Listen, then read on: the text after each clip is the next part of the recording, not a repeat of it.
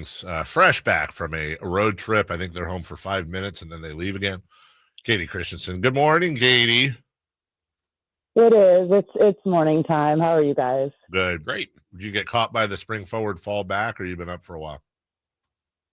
Oh, yeah. Kids, school. I've been up for a while. It's never, what day is it, you know? It's Wednesday. It's a hump day, Kayte, middle of the week. I realize that now. Yes. I'm so sorry to be tardy, fellas. No, that's fine. You know what? Hey, we're just honored to have you, Kayte. Yes. First question, Kayte. During the week, do you put your trash cans away behind your fence, or do you leave them out front by your garage and then just drag them down to the curb? Honest answer, Well, please. I have an HOA, so I don't really have a choice. Oh, she's one of them. They have rules. Yeah, they do. Certain rules. I'm so sorry. Yeah. I Wow. have So an sorry. HOA. Yeah. It's totally my fault too. Yeah. Yeah. Well, But you do realize I have OCD. So if there's a place to tuck them where no one can see them, that's the route I would take anyway. Look, first off, a lot I could do with that. Secondly, I said before you came on, Jason, I said there's absolutely no chance Kayte leaves her garbage cans. Yeah. As a matter of fact, Kayte, remember they were saying earlier how you're supposed to put compost, and Kayte probably has like separate garbage bags for everything that she throws away in 17 categories and then labels them with masking tape before she actually puts them in the bag. I'm not that far off. I do my best. Yeah. I do my best to have a low impact on the environment, Dave, if that's what you're asking. This is the same woman that catches her shower water with a bucket and then uses it to your garden, is it? We're going a little far here. Yeah, okay? That's a true story. You've said that on the show before that you did. Yeah, but that was, when I was renting and there was a leak in my bathroom, and yes, I did put something there because it's a waste of water. Right. Totally thinking of the environment. She uses a bandana instead of Kleenex. This is I'm saying she is a responsible earth person, and we appreciate it. I do my best. You do your best. I do my best. Yes. Did the Kings do their best against the Knicks the other night? And I'm segueing because, seriously, did you see an effort issue or look, I'm not trying to be a D-bag here. Are the Knicks just better than the Kings and would beat them, as Jason and I were saying, probably 9 out of 10 times? They're just a better team. No, okay. I know this might be an unpopular thing because I believe I said it on the broadcast. And it's really actually very nice. I've kind of gotten off. I don't have Twitter anymore because I can't possibly support it. But I'm sure people maybe had a problem with it. There's some things to me where, you talk about schedule losses. That was just a tough back-to-back. You were in LA the night before, you went into overtime. The Knicks had 2 days of rest in between. And there's things like that. I don't believe it was an effort thing. I don't think they weren't trying hard enough. I just think that they got outplayed and that they looked to me just to be a step slower. And that's part of what's going to happen in an 82 game season. They have a back-to-back. They play tomorrow at Golden State, then they play at Phoenix the next night. And then it's like, yeah, finally what feels like an endless road trip that has been going on since January. The Kings are actually going to be home. I think in this span, there was only one time where they had 2 straight home games before going back out on the road. It has just been a really brutal schedule. And the Kings have the second toughest remaining schedule in the league. Like this is just part of reality. And so, they come home for a couple weeks, but during that time, the games are just loaded. There's 2 sets of, 3 games in 4 days, and then there's a day off, and then there's another game. So it's this part of the schedule is brutal for the Kings. And to me, it wasn't an effort issue. I respect, these guys as professionals too much to think that they're just going out there and not trying. Some of these guys were in treatment until 3 a.m. after we got back. Like there's things that, that they go through that are going on behind the scenes that you're never going to be privy to. It's just part of their process as professionals. You get on the plane, you have the first bus is 30 minutes after the game ends. The next bus is 15 minutes later or whatever it is. And then you get on the plane and bring all your gear and all your stuff. And then they go and set it up and they're in the training room and they're getting treatment. Like this is just part of the reality of the schedule. And that's, to me, was an issue against the Knicks, who had 2 days off to rest and kind of recover. And they certainly were, they were on it from the beginning, and they didn't let up. Kayte, I'm thinking about, you're talking about treatment and, days off here. Montes has been out, and obviously they got to protect that hamstring. That's really important for the long term or the rest of the season. But he's gotten back on the court. Do you think we see him tomorrow or Friday? I know they don't play until, I guess, Monday to start that 7-game homestand. What do you think we might see him as a King back on the floor?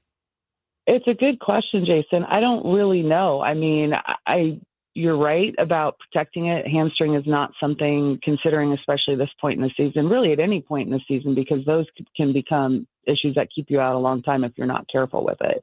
So they want to make sure that they're doing the right thing, because this is an important part of the season. I mean, they're in a play-in situation right now.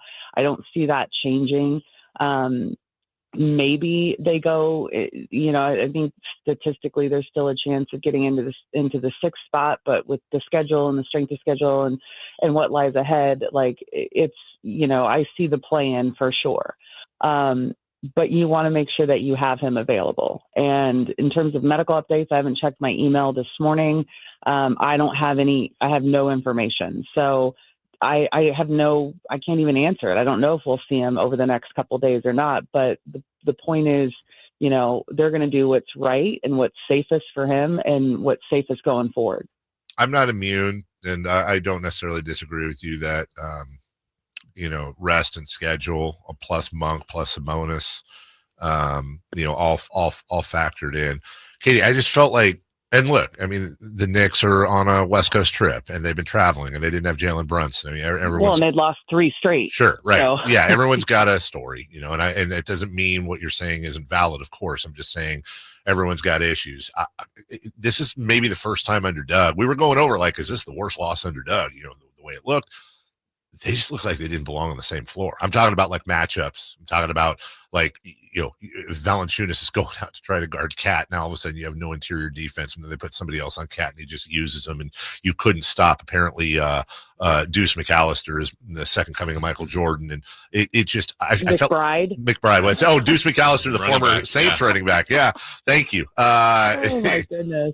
Hey, Tom O'Malley, calm down there. So I just felt like, I don't know. I know. Thank you for that. You're welcome. I just felt like they didn't belong. Like, literally, no offense. I'm really, truly not trying to be disrespectful to the Kings. It felt like they didn't belong on the same floor as the Knicks. And I haven't felt that way a lot, if at all, under Doug. I get what you're saying, but I think that every team goes through it. There's a couple games a year where they get blown out, and I don't think anybody's immune to it, and it's all based on situation and health and all of those different things. So, I mean, I don't really know kind of what you want me to say, Dave. Like, I don't think that they don't belong on the court with them. I think it was a rough game, and I think there's a tendency where you can naturally overreact because it was tough, it was brutal.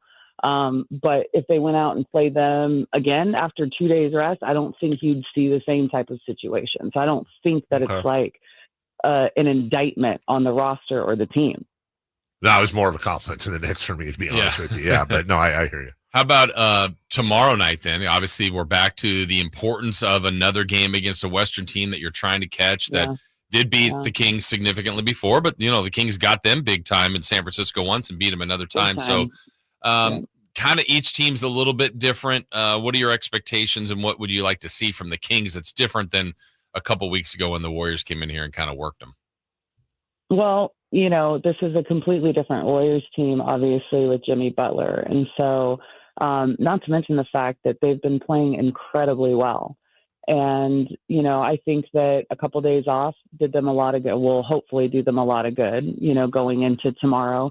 And it's nice to have Golden State the first night instead of vice versa and be playing them the second night of the back-to-back, because, again, it just goes to freshness and legs and whatnot. But I'm curious about Malik Monk's status. He came back to the bench and was available to go back in the other night, but that was his first game back after missing 3 with that toe injury. And so I'm just, I think, more concerned now about being a little bit hobbled at this point in the season in terms of injury issues. I'm hoping that, it'll be a good night for Zach LaVine. DeMar DeRozan, I feel, has been really, really good, really solid. Keegan Murray has been great. So I'm curious defensively, kind of with the new look, how Doug is going to approach matchups. We've seen a lot of shifting in terms of matchups. You talk about what we saw in Denver with Jokic, where he started Keegan Murray on Jokic. I thought it worked really, really well. That was a game that was tough to lose in Denver because the Kings controlled it for most of the game. So I'm curious just, what matchups are going to look like tomorrow in terms of, is Keegan going to be starting on Jimmy Butler? Because they've kind of gone smaller. It'll be interesting. I just, I want to see them have a bounce back in terms of, their efficiency on offense and what they're capable of doing on defense, because that game against the Knicks, I mean, the one thing you cannot argue with is particularly since the All-Star break, the Kings defense has been one of the best in the league. And I mean, in the top 3. And so I want to see defensively a return to what we've seen, and you're going to need it against the offensive, power of the Warriors and all the different personnel that they have and the different ways that they can hurt you. Speaking of that, it's a perfect segue. Just about every metric that is out there shows that the defensive rating and net rating overall is better with with Keon Ellis starting and in the lineup. And, obviously Malik Monk's had the toe issue. How much of a challenge is it for Doug Christie to, look, let's be honest, there's non-basketball reasons too. The guy re-signed with us. It's his starting spot. He earned it. I'm talking about Malik, and I'm not convinced he shouldn't start, Kayte, but how tough is it for Doug when you've got analytics saying one thing and, the on the court play needing certain things to juggle Malik and Keon? Well, I don't know if you guys have realized that Malik is the first sub out, yes. And it's usually 4 around minutes. the 7:30 mark. Oh. So he's not playing a huge chunk of time at the beginning, and that's how they're alternating rotations to implement some defensive kind of firepower earlier. So, I mean, listen, I'm not going to sit here and say that I know how these metrics are done. Yeah. I think that Doug is one of these guys, and a lot of coaches are, especially a lot of coaches that played the game. They tend to be, and I don't know Doug's approach. I've never actually asked him or talked to him about how he looks at analytics and metrics. But I can say from knowing and speaking to a lot of coaches that did play the game at a high level, they tend not to rely as much on analytics and metrics as they do feel for the game. And so, you also look at the fact that when you're looking at those metrics, Keon is now started, I think, 14 games around there. So it's a much smaller sample size that you're drawing on than the 40 games that Malik has started this season. So I think that also impacts it. But I don't think that Doug is going to necessarily make a lineup change based on just metrics alone. One thing I do know that the Kings are grappling with now is they don't really have a true point guard that plays heavy minutes. I call Markelle Fultz a true point guard with the way he sees the game and the impact that he can have on the game.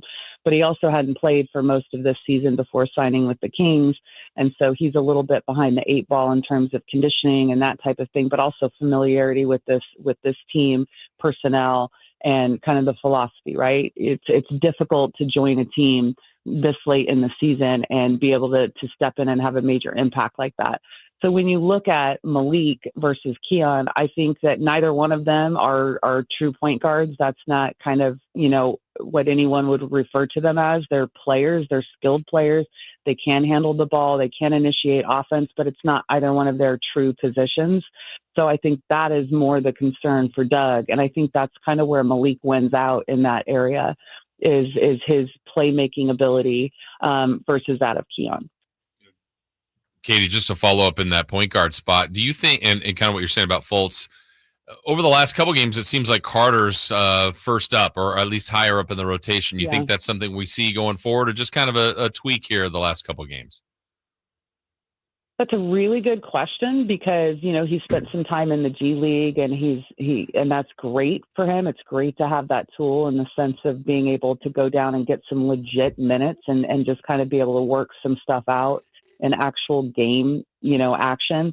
And I feel like he has stepped in and done a solid job offensively. I think that's where he's not as far along at this level as, he's offensively been a juggernaut in the G League, but it's, a much different level of competition.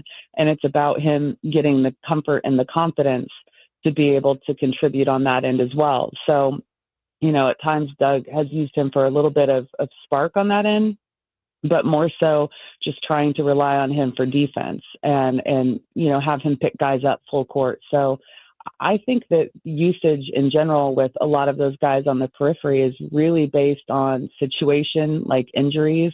I think with Malik being out and injured, that Devin has been called on more as of late.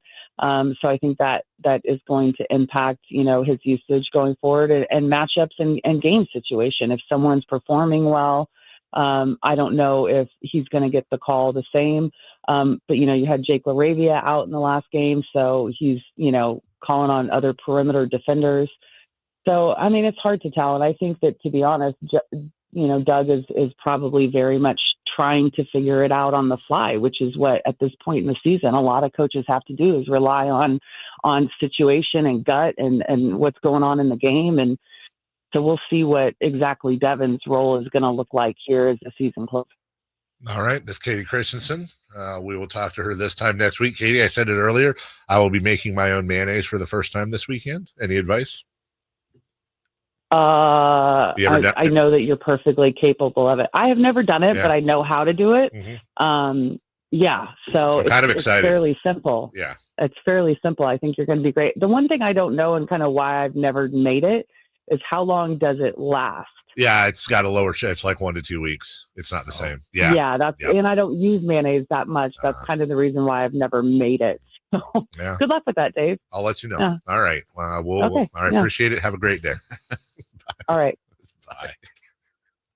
It's a great point, though, about the shelf life. I was thinking the same. Yeah. So it also then begs the question, what's in the other stuff? Yeah, a lot of preservatives. We'll take a break. When we come back,